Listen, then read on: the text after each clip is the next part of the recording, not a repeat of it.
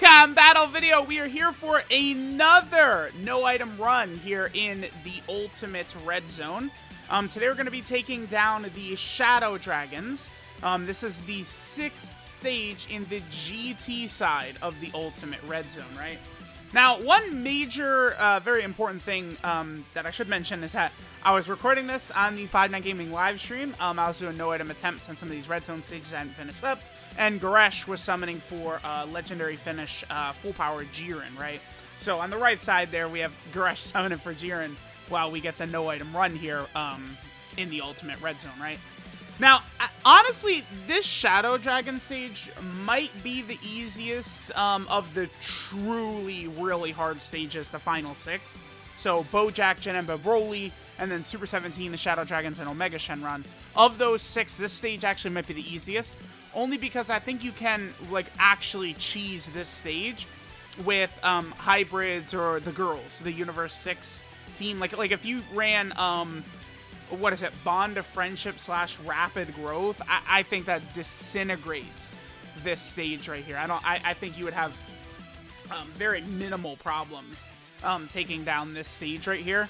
Again, quite easily. Just because of the fact that this fight right here, you fight 6 of the Shadow Dragons. It has 6 phases to go through.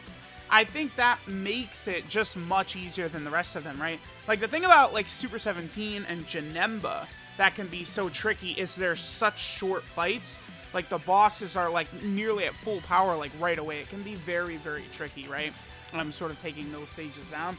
Whereas it's the opposite thing here. It does build up. And the thing about this is, even though these first couple Shadow Dragons, they can hit hard, right, if they hit the wrong units, but it's certainly not hard like, Omega turn 1 or something like that, right? Like, he hits really hard. I think Janemba probably hits harder than a lot of these early Shadow Dragons as well, right? So we took a lot of damage early on. Not really so much of an issue with this team because we have a million healers, right? We have LR Vegito, definitely one of the best units in the game, I think, for the Ultimate Red Zone here, right? Past turn 6, under 50% HP, we get the full heal, the huge power increase. Same thing with the physical Gogeta. And then, of course, we also have Kale and Caulifla.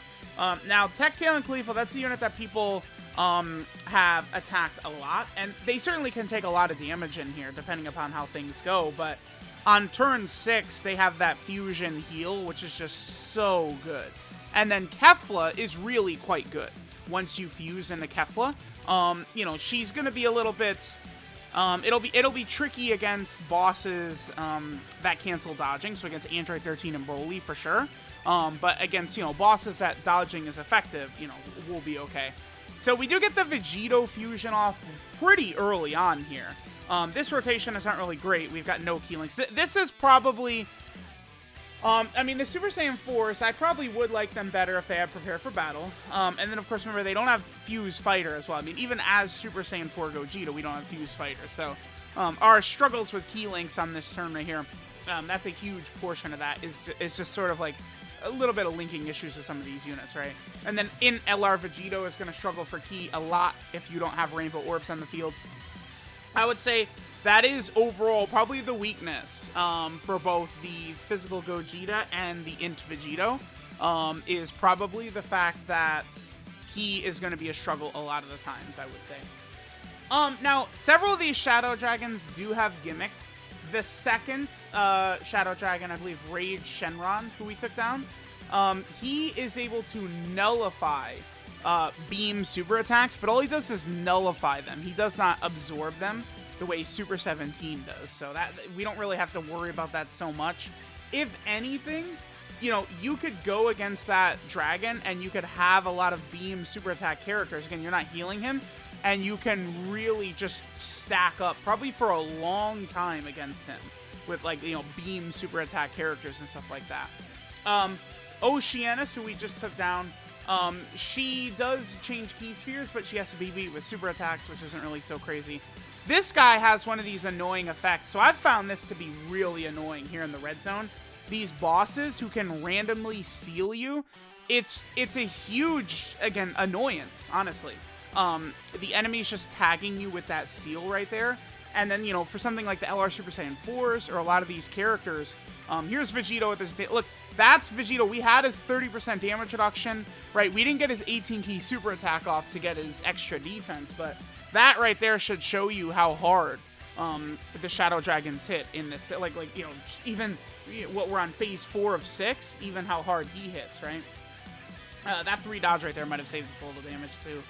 But this seal, random seal, is so annoying to deal with, man. It really is. Especially when, because if you think about it, most good characters in the game are getting defense on super attack. If you look at our entire team is getting defense on super attack. Every single unit on the team is getting defense when they super attack, right? So it's like that random seal can actually really affect you, you know, especially in like the Omega Shenron stage, right? Like you're going to want to try and like stack up as much as possible to try and blitz Omega at the end. But, you know, you can get sealed right at the start, which can be a huge, huge pain in the ass. But again, because of the fact that you can sort of move slowly through here, I think this probably does make this the easiest. But this or probably Bojack, right? I think the 2 final stages are just like, of course, above and beyond difficult, right? Omega Shenron and then Broly. I think Broly is the hardest boss in the game. He's just doing way, way too much. Sort of the way this played out, by the way, this did actually work pretty well for us in terms of, like, you know, being able to slowly transform into Super Saiyan 4 Gogeta. You know, trying to put off the Gogeta transformation and the Super Saiyan Blues transformation as long as possible is a really good thing. So we reached Nova Shenron. Now, Nova, I think Nova's probably the scariest portion of this fight. I think Nova hits the hardest because Ice Shenron is the final phase here. I think Nova does hit harder than Ice. I'm not 100% sure on that, but I believe Ice is hitting harder than Nova, right? So we do want to keep that in mind. We want to be very, very careful here. We do have LR Tech Gogeta on the team, right, to potentially get our fusion and the Scouter effect with him. The Scouter is just so crazy, right? So being able to get our hands on the Scouter at any point will be very good. This deep into the fight, too, by the way, we're now at the point where Kale and Caulifla, yeah, they've super attacked so many times that we now don't have to worry about them unless they're going to eat a super. Only a super attack would hurt them, and it's not going to kill us. I don't think we could die on this turn. Super Saiyan 4 Gogeta, if we had him in slot 1 and he got super attacked, would die, but I don't think Super Saiyan 4 Gogeta would die after 18 key super attacking and potentially getting then another, you know, 12 key super attack. No way. His defense just gets way, way, way too high, and we have been stacking up. And then, of course, remember, he does have the 50% chance, the super attack counter, and they do also have the, you know, the attack nullification. Well, I don't know how I want to call it. The attack breaking. The very next action after you 18 key super gets nullified, which is good. All right, so here we go. We're able to get the Tech Gogeta fusion. So we now have the Scouter for the next, 5 turns? So at this point, I feel like we have secured the no-item run, right? Like, we were able to just beat this with, like, raw strength right here. And we're going to be good to go. So the best way to go about this, I'm looking at this. I could go for Gogeta's active skill right here. Go for the Ultra Big Bang Kamehameha and probably take him down. I think that's probably the smartest thing to do. I think Nova can dodge, right? Yeah, Nova does have the ability to dodge. That's something we do want to keep in mind. We also want to be prepared because the next phase, Ice is physical and Ice does lock. So it is something where we are going to want to make sure we're very careful with Int Vegito in the next phase against Ice Shenron. But we're now far enough, right, that I think we probably can have these overpowered LRs after stacking for a long time. You know, we should be good to go with them sort of, you know, able to take this down. And the thing is like, again, with the ability of the Scouter effect, we don't have to worry about putting Int Vegito, you know, in front of one of these super attacks and have him get destroyed or something like that, right? Because it's not going to happen. All right, so here's the super attack. We do eat it, and we do eat 400,000 damage. That is so insane, right? I did get a bunch of rainbow orbs as well with Gogeta, right, which gives him damage reduction. So, like, Gogeta, how many rainbow orbs did I give him? It was several, right? Along with, I mean, he had, what, maybe 800k defense or something like that? And then we still took that amount of damage from Nova. Like, it's just crazy. It's absolutely crazy. So Kale and Khalifa get locked in the final slot, which doesn't really matter. I mean, again, at this point, we're looking really good. Because we know where the super attack is, we don't really need to worry about potential death or anything like that, right? We can go ahead and... Actually, the blues, they're going to, like, wipe away Ice's super attack. It's in the exact perfect spot where we could just nullify it with their 18-key super attack, right? Remember that physical Gogeta has a 50% chance to dodge on his first couple of turns, his first 3 turns.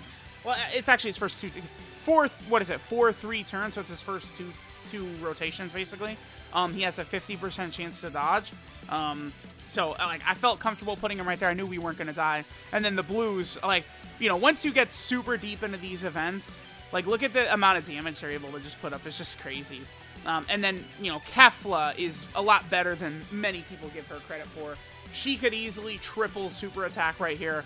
She doesn't, but she could have, while having dodge and putting up a lot of damage, stuff like that. And then we get to this point, and it's just active skill GG.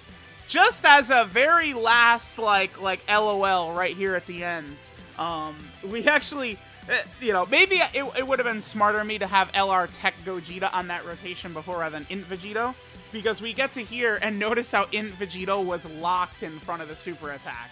So that was going to be death. Even we would not have been able to survive.